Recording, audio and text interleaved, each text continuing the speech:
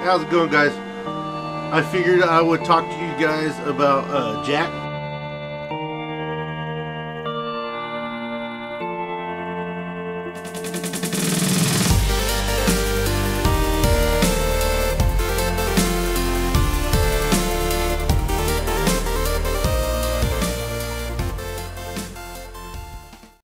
This is my bearded dragon right here. He is well, when I got him, he's a rescue. Well, not really a rescue, because the guy that had him actually took really good care of him. But he couldn't have him, he didn't have enough time to take care of him and stuff, so he gave me Jack. Jack is currently, I believe, 3 or 4 years old. He is, whenever I got him, he was supposed to be a citrus leatherback. My friend that I got him from said he was a citrus leatherback. That's what he was supposed to be. This is Jack right here. I'm not sure how long he is, but I'll show you how big he is. He's pretty big. Normally, bearded dragons, as you can see, there's my forearm, and his tail goes all the way to the tip of my finger. So my guess is he's probably a good 20 inches. He's pretty big.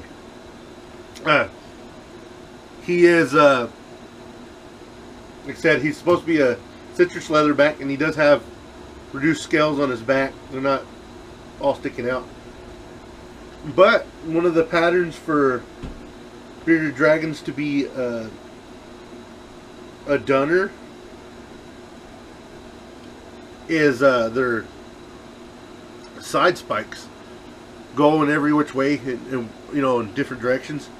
And he possibly could be a dunner. But anyways, what I wanted to talk to you about is bearded dragons and their size, and what you usually do to take care of them whenever they're small. Their care is pretty complicated. A lot of people say this is a real good first pet, and I would say yeah, but not really. I mean, if you don't have the money to buy the proper lighting and stuff for these guys, they don't really make good pets. I've seen a whole bunch of bearded dragons that were very poorly taken care of. Jack right here seems to have, he has an attitude in his cage. Not so much when you get him out. When you get him out, he turns really bright yellow and looks really good. He's pretty calm.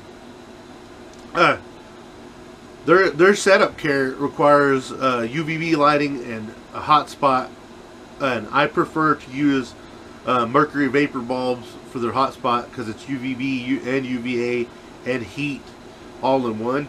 Because in their basking spot, that's what they're going to do mostly, is bask under their light.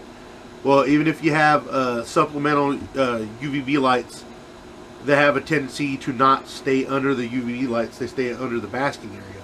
So if you don't have bright enough UVB lighting, it can't penetrate the screen top on most of y'all's cages, or you know, most people's cages is screen top.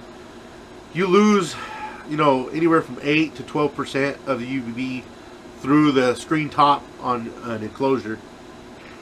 So the UVBs, that's part of it. Lighting can get really expensive. To give you an idea, I have to replace his Power Sun bulbs. This year I'm about to replace these guys. I'm actually going with Mega Ray bulbs, because the UVB output is better on them than. Are you gonna run back into your cage on my arm? I'm gonna go back in his cage. Mega Ray has better UVB output than. Now he's head bobbing. He got in his cage and he's big and bad again. Yeah, Mega Ray has better UVB output, and they last longer. They last almost 9 to 13 months, which is a whole year. These Power Suns, they go pretty strong. I mean, the UVB output's pretty strong for like 3 or 4 months, and then they slowly decline, and then they kind of just stop putting out UVB. They put out small amounts of UVB, but not enough for them to be able to use it. My recommendation on like these guys if you're gonna buy UVB bulbs, buy the fluorescent tubes. And these are desert animals, so you're gonna want to go with 10.0 bulbs instead of 5.0 bulbs. The 10.0 bulbs are desert animal bulbs. And like the way I have his cage set up is I have a shop light that holds 4, I don't know if these are T8 or T10 bulbs. They're 4-foot long fluorescent bulbs. But the way I have it is he's got 2 10.0s on one side and 2 noonday sun bulbs on the other side. Those 2 bulbs, it's the same thing, guys. You know, 8 to 10 months, they need to be replaced. The UVB output degrades just like the mercury vapor bulbs do. These guys right here, they say you can keep a full-size bearded dragon like this in a 40-gallon breeder. I would say yes, and I would say no. He's pretty big. He was in a 40-gallon whenever my friend gave him to me, and he's only gained probably, you know, 1 inch to 2 inches since I've had him. But I would say if you can afford it and you have the space for it, I think these guys should be in nothing. I mean, it doesn't matter how tall the enclosure is, but I don't think they need to be in anything shorter than a 4-foot by at least 18 inches deep. Especially if they're getting these big. The bearded dragons that they call the German giants are probably the ones that get the biggest, and they probably only top out about 4 more inches, which would probably be about that much longer on the tail.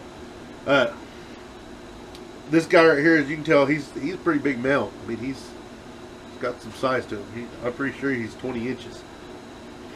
You want back in your cage, dude?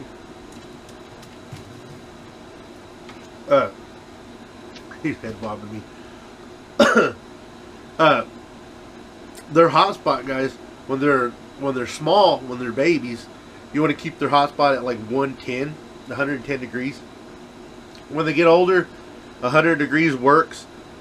His hotspot right now, I have his hotspot right now. If I put my thermometer on it, his hotspot right now is about 100 degrees. The ambient temperature in the tank, 75 degrees on the cool end is probably as low as you want to go. You can go as low as 70. The big issue is that these guys are pretty cool because at nighttime the temperature can go all the way down to the 60s, and they're okay with it because they're from Australia, so temperatures fluctuate like that. They're one of the few lizards that can get cold. The iguana back there, on the other hand, the ambient temperature in her enclosure has to stay at about 80. Her basking spot is lower than a bearded dragon, so hers is like 96. But the ambient temperature has to stay at 80 degrees. When it gets cool at night, I've had it kept about 78 or 77 degrees in her enclosure. And that seems to be the right temperature. If you get them too cold, they can get sick. I mean, all lizards, or all reptiles in general, if you get them too cold, they can get respiratory problems. Once again, guys, that's some info on Jack, my bearded dragon. I'll show him to you once again. I'll show you him head bobbing in his enclosure. He really wants to go back in there. He acts big and bad when he's inside of his enclosure, but whenever he's out, he's just a big sweetheart. So he's not doing no head bobbing. I'll show you him head bobbing. Get in there and show off, dude. Show him your stuff. Show him your stuff.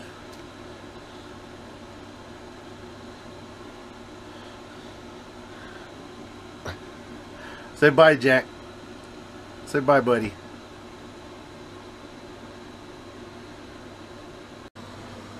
I hope y'all enjoyed that video of Jack and me telling you about Jack. And as always, guys, like, comment, subscribe, like my videos, share them, all that good stuff. And y'all have a great weekend, man.